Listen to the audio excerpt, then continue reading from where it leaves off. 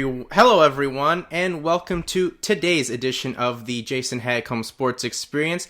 I am joined today by SportsNets soccer guru James Sharman, a man who's well known across the great country of Canada for his knowledge of soccer. And James, thanks for coming on today. Hey, no worries. Anytime I get called a guru, I'm happy. So yeah, no problem at all. Well, James, I guess to kick things off, the MLS, they were on the verge of a strike, and now that that has been sorted out, the Players Union and the owners came to an agreement yesterday. From what we know, I mean, there's a bit more free agency for players that are 28 and over with 8 years experience in the league, and the league minimum's gone up to $60,000. James, who would you say, what would you say, like, from what we know, is this a good deal for the players?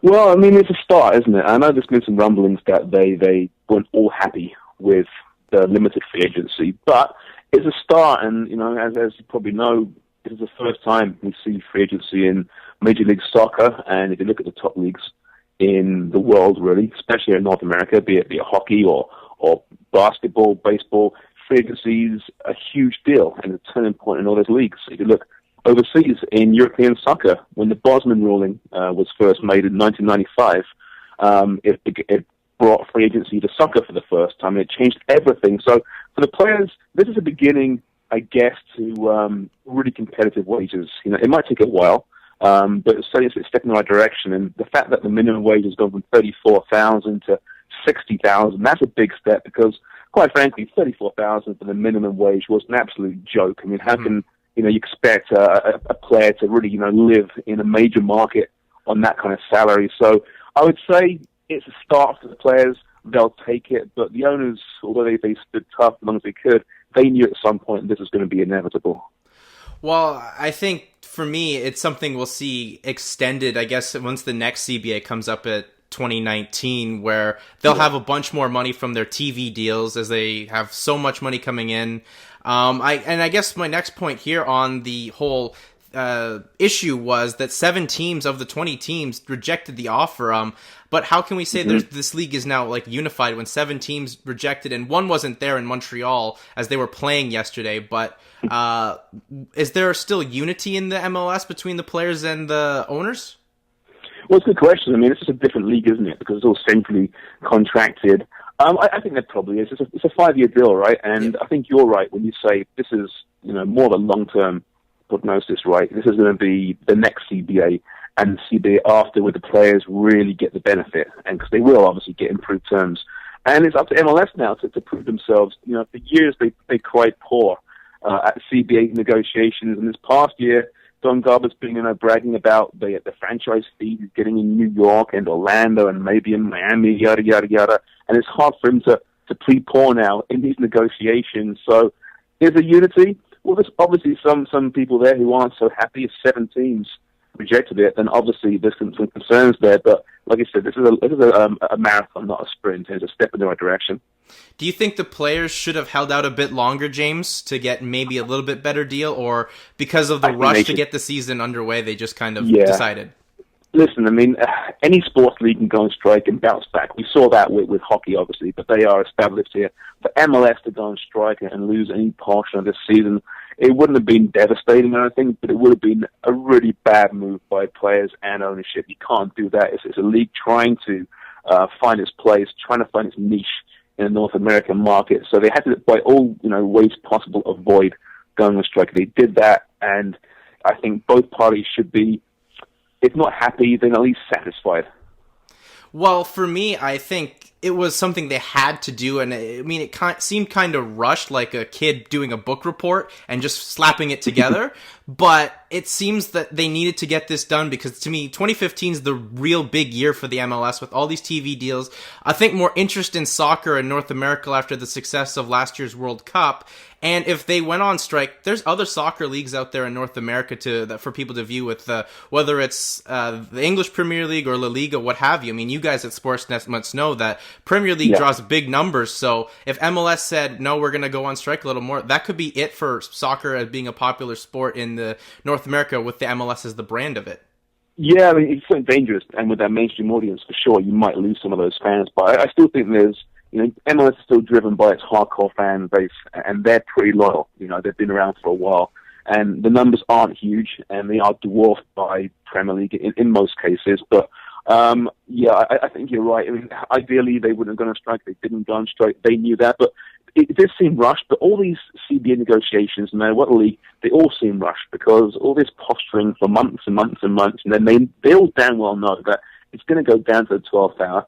They all really know what their limit is, and what they present is not their limit. And it goes down to that last hour, and they find some common ground. It's always the same way. It's never going to be signed a month or 2 months beforehand. Very rarely does that happen. So I think this is a very typical negotiation. Seems rushed in the end, but in the end, this occasion, the right thing was done. We got some stuff to watch this weekend. Now, James, with the strike being averted, the MLS, now they have the best chance to make soccer a big commodity now with all these TV deals.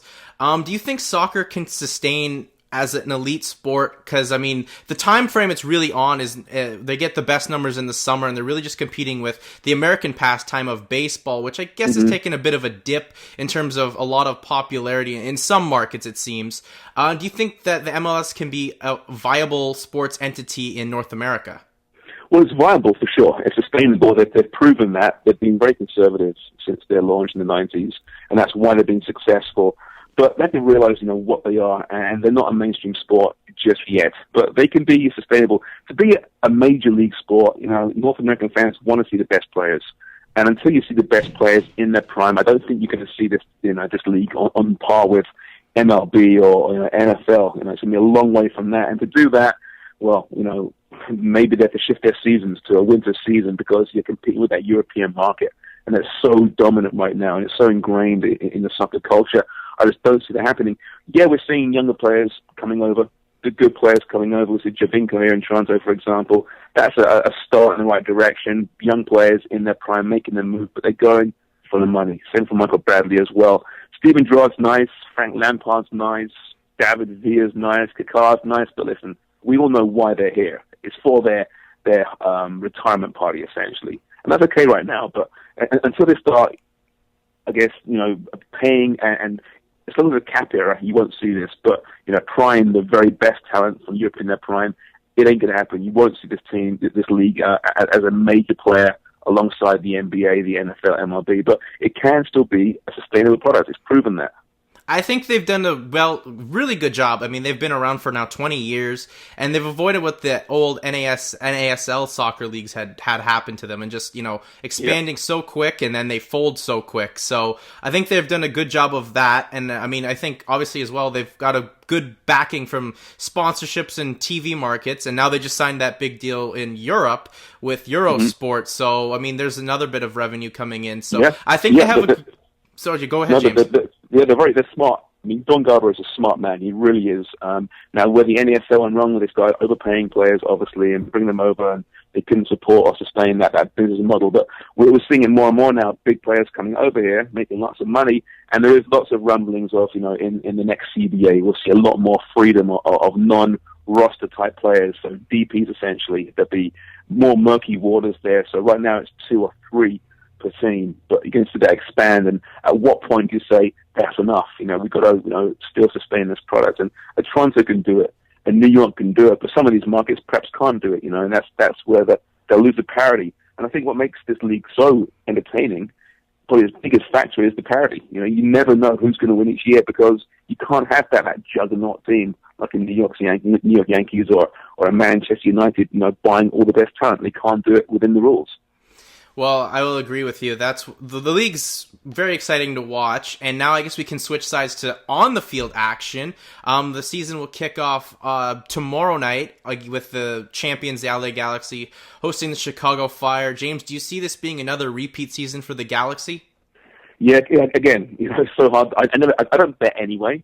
Yeah. But especially MLS, because you have no idea. Who knows who's going to win this year? But I look at the Galaxy, and they really are, if there is a juggernaut, it is that team. It's funny, actually. I asked Robbie Keane that question once. When they were in town, was it 3 years ago, I think it was, for the Champions League against Toronto? I asked him after they won that game, I said, so, is LA Galaxy the big bad juggernaut of MLS? Are they going to be the Man United of this league? And is that important?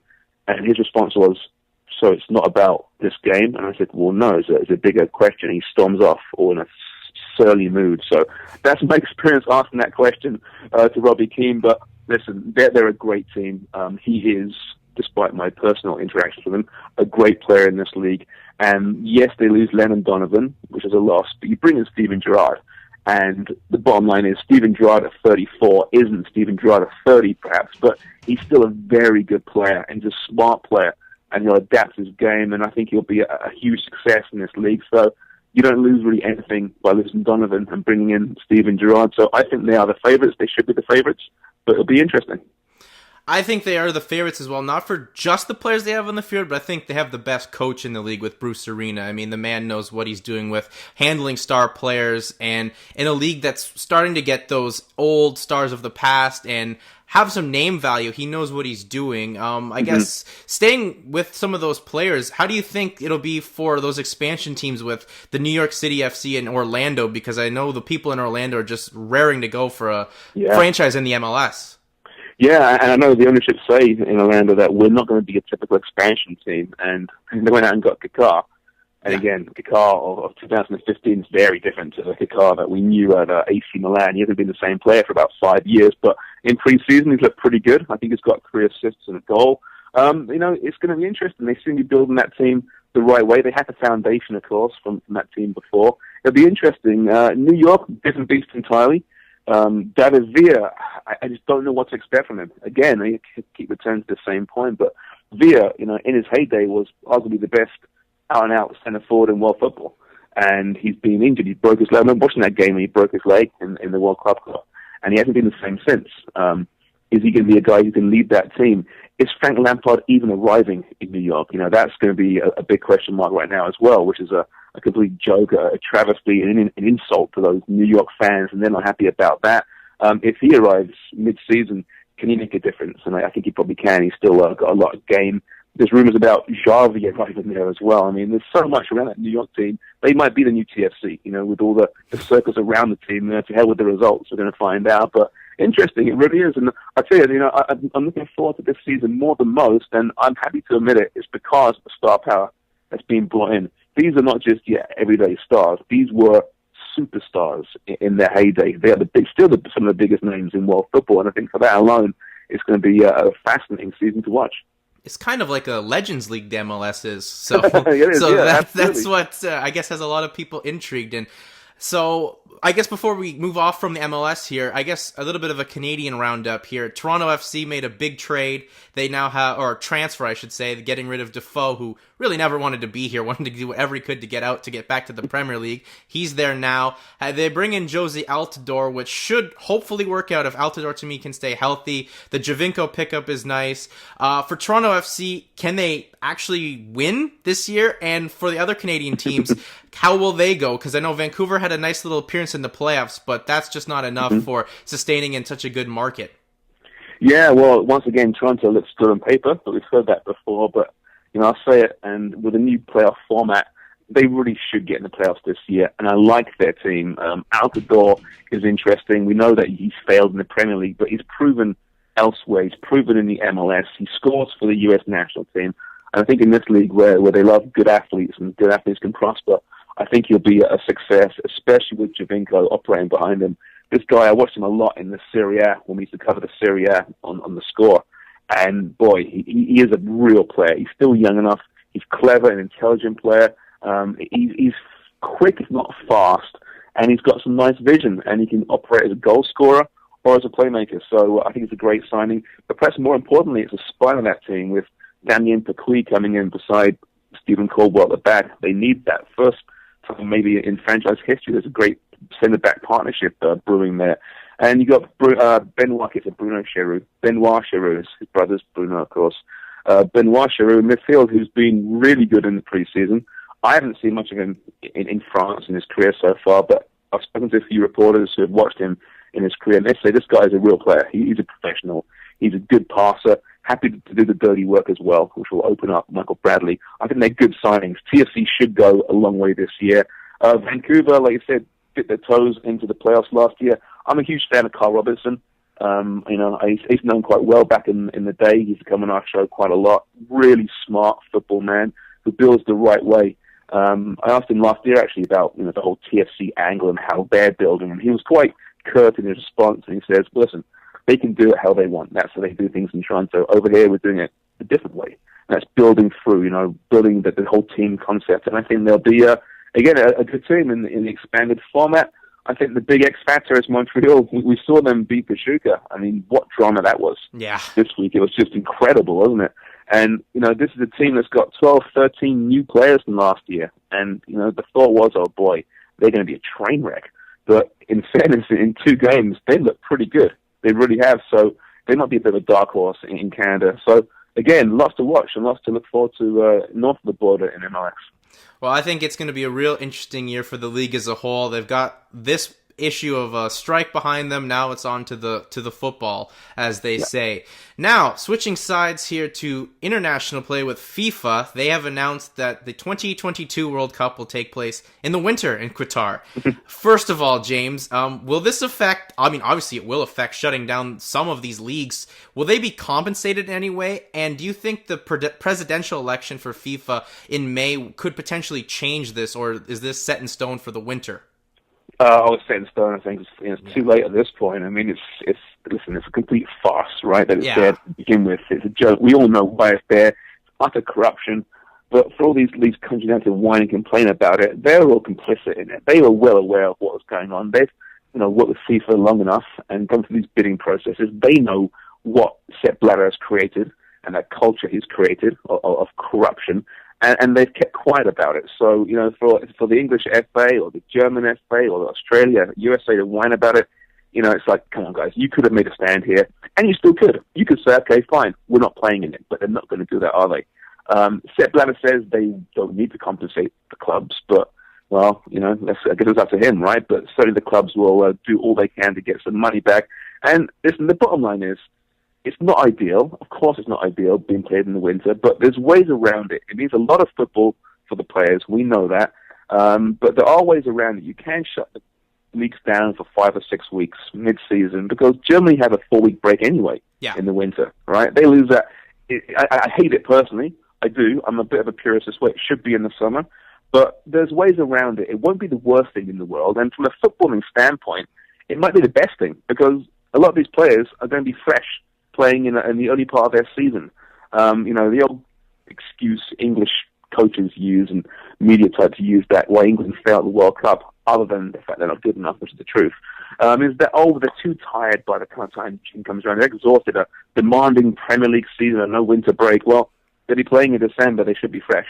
So maybe that will help England, ironically enough, and some teams. So, I don't like it. I hate the fact it's in Qatar, but the whole winter thing, I think we'll get over it pretty quickly.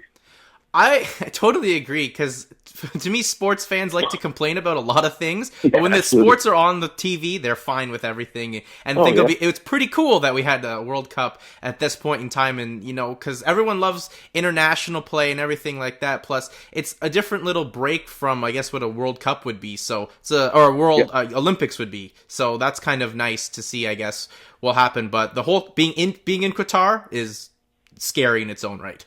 Yeah, of course it is, and we know why it's there. Things have to change, someone has to come in and challenge Sepp Blatter, but I look at the people right now, and no one's going to challenge him. Luis Figo's a nice name. We love Luis Figo. He's a legend, but he's not going to beat Sepp Blatter. The reason Sepp Blatter's running again is because he knows he's going to win. He's got all these federations in his pocket. So, sadly, until one powerful FA maybe gets together with another powerful FA, they're not going to force change. And they could, if they really wanted to, but they know they're just playing the game here. They're all corrupt. It's just who is the most corrupt. Well, that's one of the issues that's been plaguing football forever. James, going over to the Premier League here, it's been a pretty interesting season. It looks like Chelsea's about to run away with things, but the battle in the top 4 is beyond exciting, and to me, the battle at the bottom is even more exciting.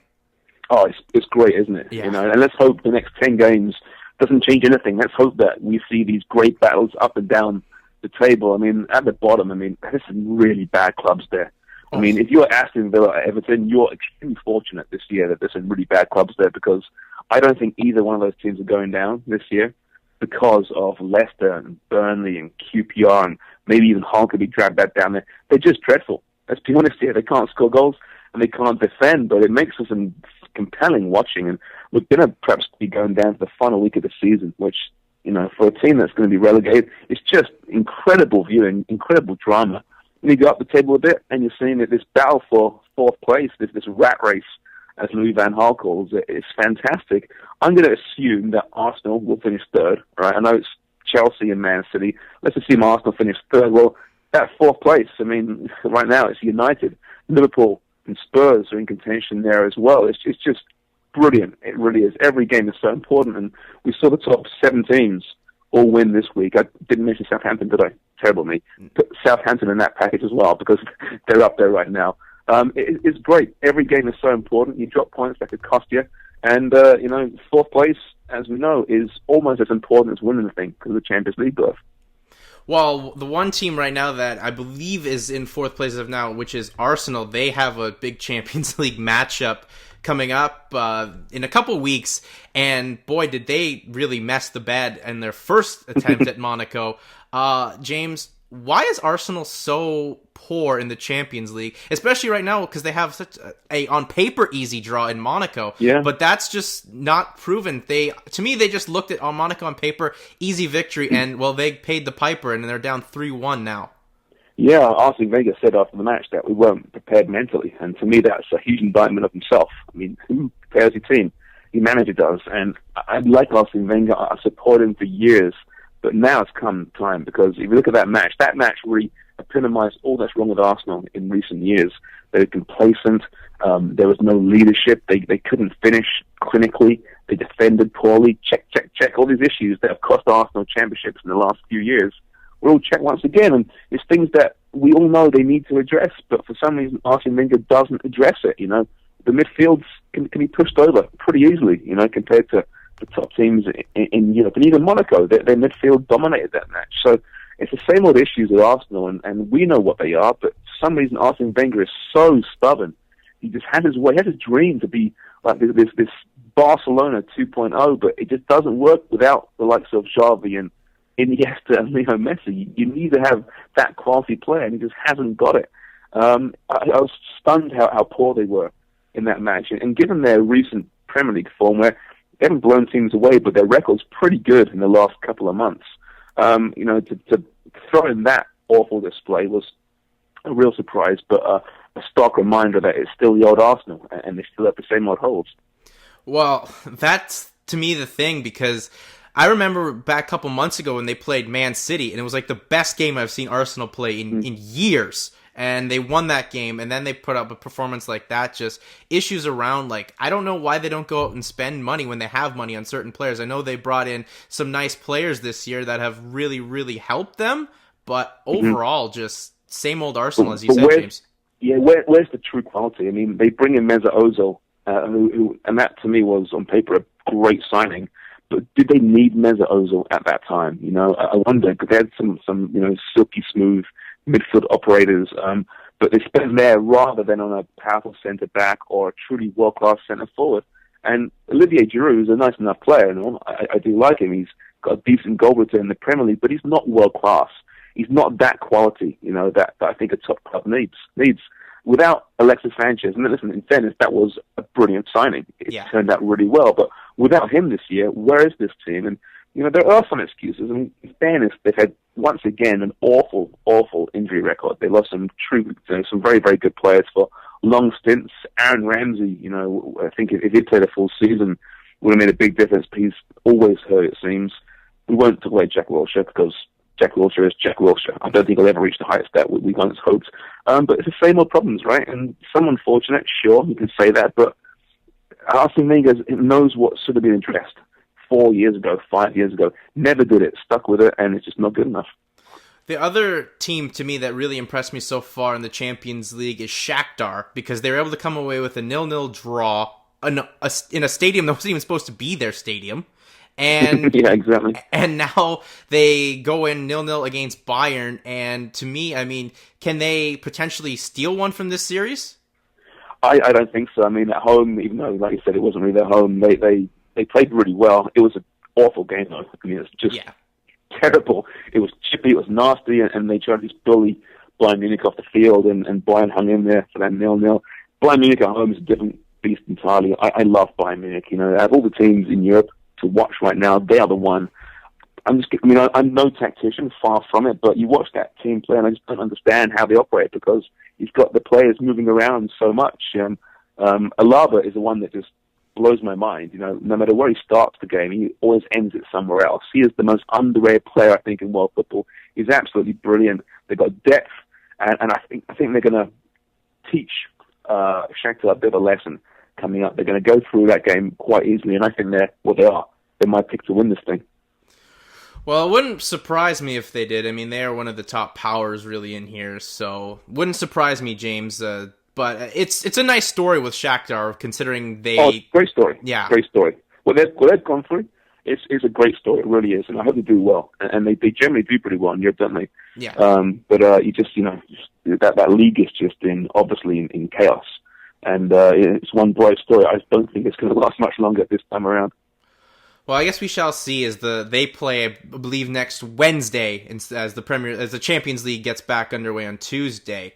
James, before I get you out of here, it's kind of on a downer note as we've seen some awful racist stuff with soccer the past couple weeks, with those Chelsea fans not letting that gentleman on to the French Metro, and now there are these racist chants by Chelsea fans on their way to the Capital One Cup. Yeah, I saw that. My question is, why has soccer never got away from this racial issue? As other sports have had racial history in the past, but they've seemed to find a way to get away from it and mend tides, but soccer, it's never been that way.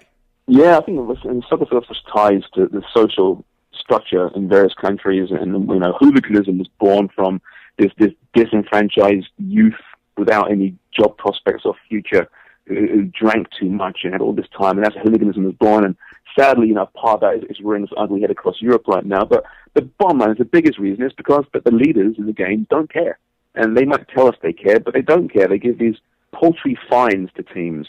$3,000 for racial abuse, or they'll make a team play in front of an empty stadium once or twice.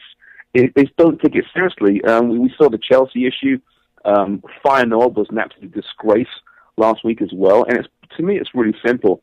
As unfair as it is on the many fans, the majority of fans who do cheer and support their team properly, the top nations have to be held accountable. So if for example, Feyenoord do what happened last week, UEFA must go, or FIFA must go to Feyenoord and dock them points or throw them out of championships, and then maybe the clubs will take ownership of the problem themselves and kick these fans out. That's the only way it's going to happen.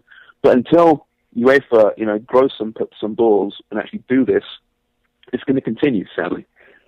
Well, it's to me a bad. It's terrible for the game, because I think right now the game's just so fantastic right now from all the leagues, and it's really growing up here in North America, as we've kind of talked about with MLS helping and how other leagues have grown here. And then you see stuff like that, like it doesn't make you watch soccer or anything. To me, it's like when hockey back a couple years ago had like a suspension every week. Like I didn't want to watch hockey.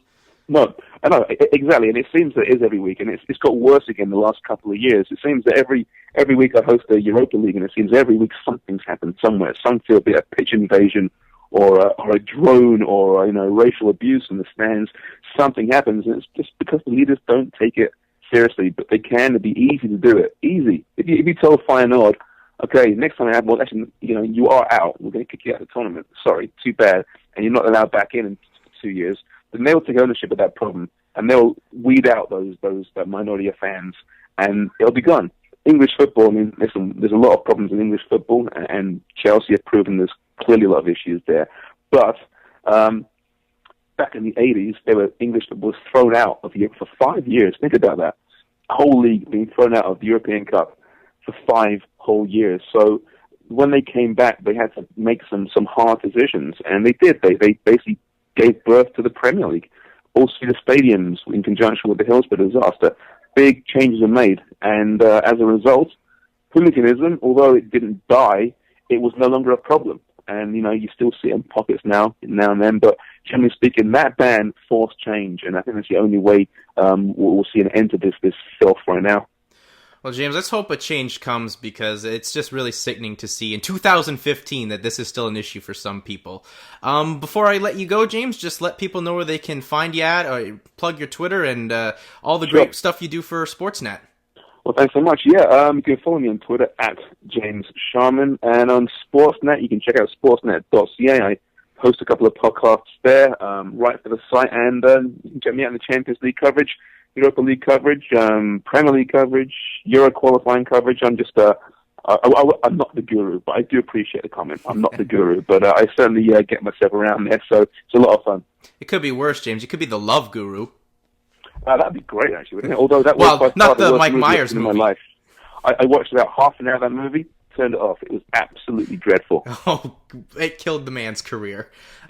Totally. All right, thanks for coming on, James, and it was a real pleasure talking to you. All right, pal, no worries. Anytime.